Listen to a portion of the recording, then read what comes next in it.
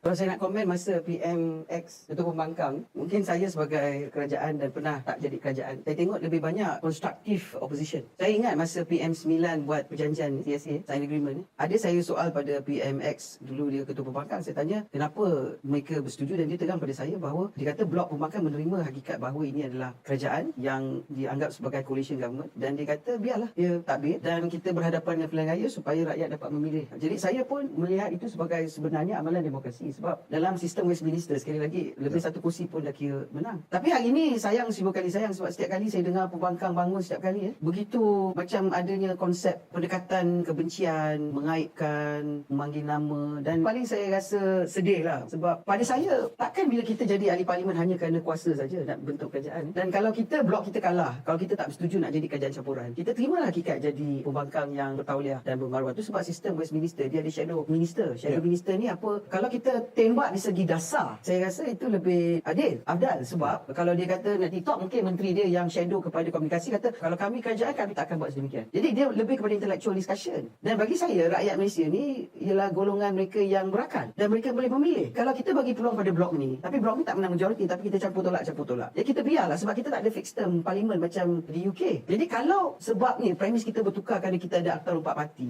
maknanya kita bersetuju bahawa kerajaan tak boleh digugurkan. Itu sebabnya ini adalah kerajaan yang telah diwujudkan atas titah Yang di-Pertuan Agong. Jadi biarlah kerajaan itu selesai sampai PRU ke-16 supaya kerajaan dapat ditadbirkan. Saya sendiri boleh beritahu daripada pengalaman yang pernah jadi Timbalan Speaker, Menteri, Pembangkang, macam dia saya boleh cakap. Yang pertama saya sedari ialah pengalaman saya pribadi sebagai Menteri Undang-Undang kali ini ialah kes Sulu. Yang mana bila kerajaan bertukar, mereka mengambil kesempatan menganggap bahawa bertukar Ketua Negara, bertukar Perdana Menteri, dia boleh ambil kesempatan menganggap bahawa kita ni tak perasan, dia dapat perintah yang tak munasabah dan dia serahkan supaya dia tahu bahawa tak banyak pun dia minta 14 bilion USD, dia tak dapat banyak, dapat 10% pun dah kira banyak. Itu sebabnya kita mesti memahami bahawa kalau kita dah terima titah tuanku untuk wujudkan satu kerajaan dan ada Akta 4 Parti bercakap tentang kemaman kalau menang dari Perdana Menteri ke-11 setiap bulan. Jadi bagi saya pun dalam perkara ni dia kena agak-agak lah, kenalah profesional. Saya tahu semua nak kuasa, tapi kita dah setuju nak jadi dah ikrar nak jadi ahli parlimen, ahli dewan rakyat, ahli dewan negara, ahli dewan undangan negeri. Kita kena selesaikan kerja kita pada rakyat sebab yang meletak kita adalah rakyat.